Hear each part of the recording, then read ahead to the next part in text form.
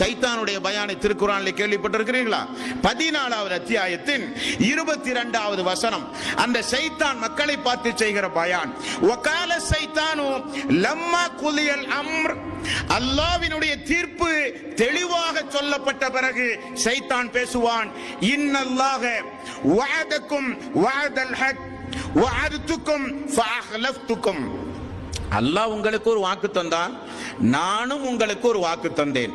அல்லாஹ் கொடுத்த வாக்கில் அல்லாஹ் உண்மையானான், நான் என்னுடைய வாக்கில் உங்களுக்கு மாறு செய்து விட்டேன். சைத்தானுடைய பயான். மக்கள் எரியிற அடுப்பில் எண்ணெயை ஊற்றுவதை போல வெந்து நிற்கிற மக்கள் மத்தியில இவனுடைய ஒரு பயான், சிறப்பான பயான், சிறப்பு சொற்பொழிவு.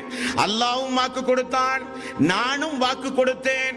அல்லாஹ் தன்னுடைய வாக்கில் உண்மையாளன் என்று இப்பொழுது நிரூபித்து விட்டான், நான் என்னுடைய வாக்கில் உங்களுக்கு மாறு செய்து விட்டேன் என்று சொல்லுகிறான்.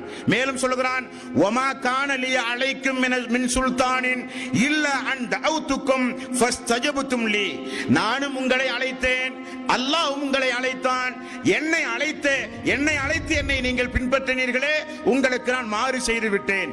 என்னுடைய அழைப்பை ஏற்றுக்கொண்டீர்கள் என்பதை தவிர இந்த நாளில் என்னை யாரும் திட்டவெல்லாம் கூடாது. யார்? சைத்தான் சொல்லுகிறான், யாரும் என்னை திட்டாதீர்கள். மேலும் சொல்லுகிறான், ஃபலா தலூமூனி வலூமு அன்ஃபுஸக்கும்.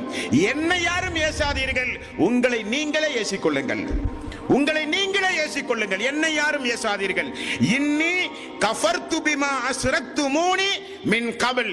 மேலும் நீங்கள் இணை வைத்தீர்களே, அதற்கும் எனக்கும் எந்த சம்பந்தமும் கிடையாது, அதற்கும் எனக்கும் எந்த அணுவளவும் சம்பந்தம் கிடையாது என்று சைத்தான் ஒரு பயானையும் மறுமை நாளிலே செய்வான் என்று அல்லாஹ் தஆலா அவனுடைய அருள்மறையாம் திருமறை குர்ஆனிலே குறிப்பிடுகிறான். நண்பர்களே,